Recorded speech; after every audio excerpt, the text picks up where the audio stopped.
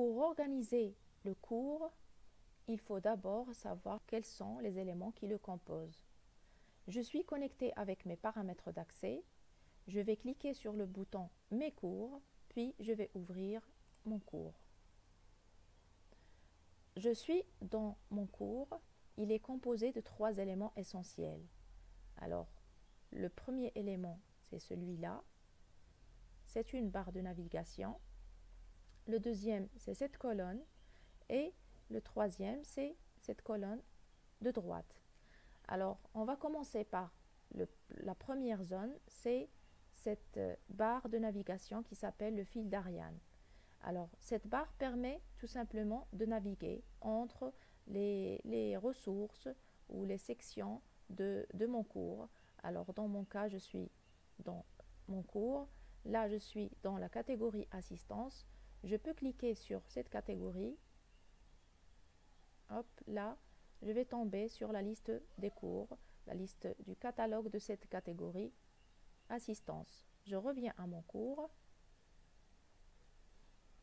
Alors, pour cette deuxième colonne, alors cette colonne, elle contient essentiellement des blocs.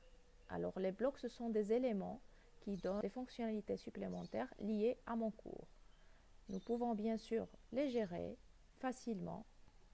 Et là, ma troisième colonne, c'est la colonne principale qui héberge le contenu de mon cours, qui héberge tout ce qui est ressources et activités proposées à mes étudiants.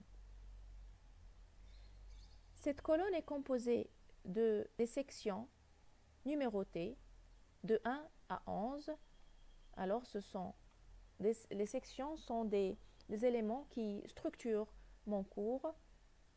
Chaque cours contient par défaut 11 sections, en plus de cette section qu'on appelle la section 0.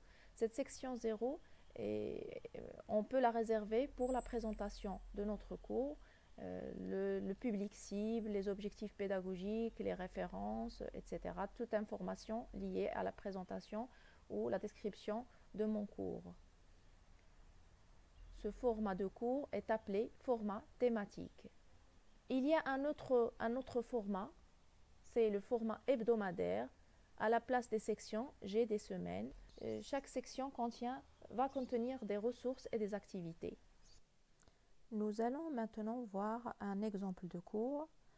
Comme vous voyez là, c'est un cours qui a comme intitulé « Créer une page web en HTML ». Il est composé de sections. Il est au format thématique. J'ai créé mes chapitres ou mes thématiques.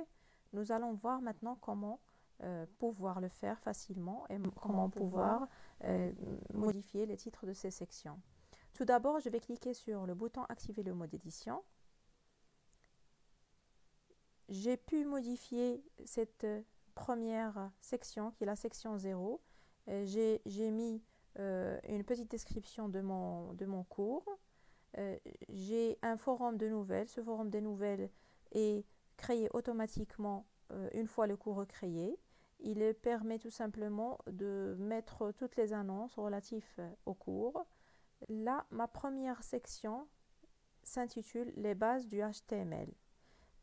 Comme vous pouvez voir, j'ai différentes ressources et un quiz, une activité à faire par les étudiants.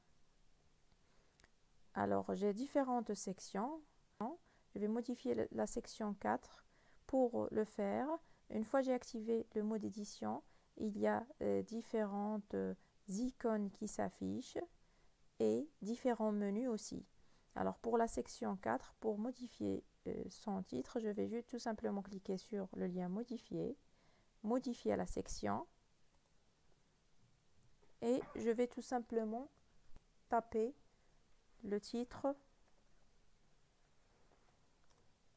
de ce nouveau chapitre, création des liens.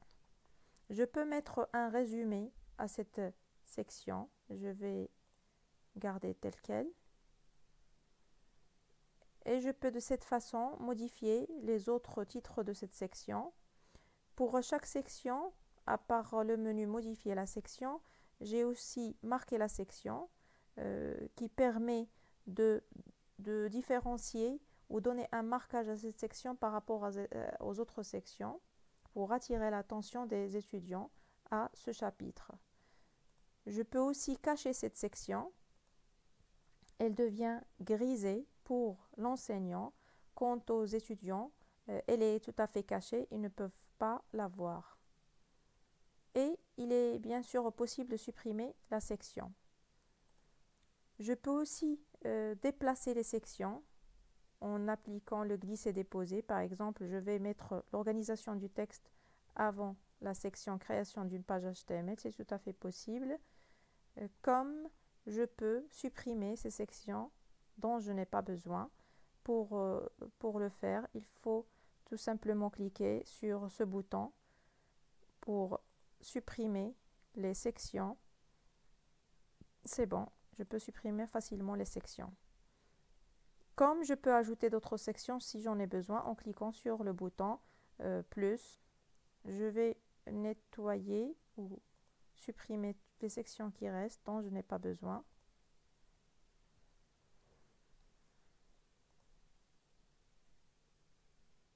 Et là, j'ai mes sections, mes chapitres, où la structure de mon cours est prête. Je n'ai qu'à remplir ou ajouter les ressources et activités dont j'en ai besoin. Une fonctionnalité qui est intéressante aussi, c'est prendre le rôle d'un étudiant. Alors dans le menu administration, il y a un lien ou un menu qui s'intitule prendre le rôle.